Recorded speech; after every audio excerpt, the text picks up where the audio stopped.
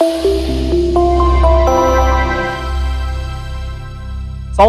Bugün sizə maraqlı bir şey haqqında məlumat verəcəm. Süni intellekt, yəni AI.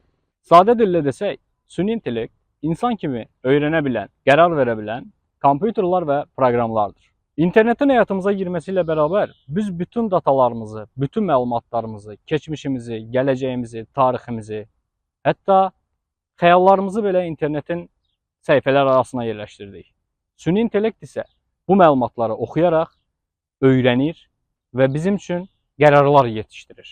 İndiyə qədər işlətdiyimiz bütün platformalar, YouTube, Instagram, TikTok, bu tip platformalar artıq süni intellekt vasitəsilə bizim maraq dairəmizə olan paylaşımları bizim qarşımıza çıxarır.